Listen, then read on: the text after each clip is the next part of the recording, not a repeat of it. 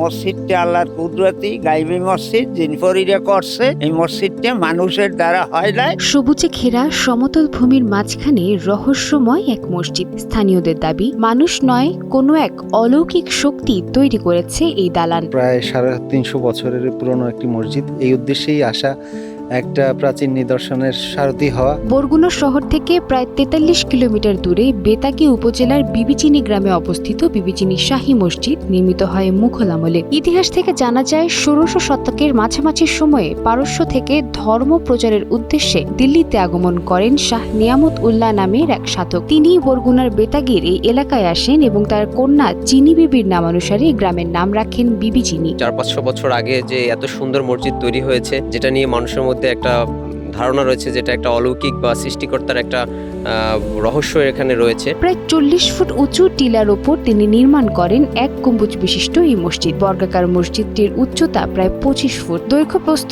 33 থেকে 40 ফুট এবং দেয়ালের পুরুত্ব প্রায় 6 ফুট। উত্তর ও দক্ষিণ পাশে রয়েছে খিলান আকৃতির প্রবেশপথ। লালচে ইটের গঠন ও মাপ বর্তমান সময়ের ইটের তুলনায় সম্পূর্ণ ভিন্ন, যা বহন করে মুঘল স্থাপত্য শৈলীর স্বাক্ষর। আমি ছোটবেলায় আমার দাদার সাথে নামাজ পড়তে গেছি। এই মেহরাব ছিল কোন রকম অর্ধে ভাঙ্গা, আর এইগুলো ওসানে ছিল। তবে স্থানীয়দের মধ্যে প্রচলিত রয়েছে নানা অলৌকিক কাহিনী। অনেকেই একে গায়েবী মসজিদ বলে থাকেন। তাদের দাবি, একসময় এটি ছিল ঘন জঙ্গলে ঘেরা পরিত্যক্ত স্থাপনা। বাঘসহ হিংস্র বন্যপ্রাণীর বিচরণ ভূমি হিসেবে পরিচিত এলাকাটিতে মানুষের যাতায়াত ছিল না। আবার চারদিকে সমতল ভূমির মধ্যে হঠাৎ একটি টিলার উপর এমন মসজিদকে কেউ কেউ বিশ্বাস করেন এটি জিন পরীর মাধ্যমে রাতারাতি নির্মিত। তারা সবাই বলছে আল্লাহর মসজিদ, গায়েবী মসজিদ।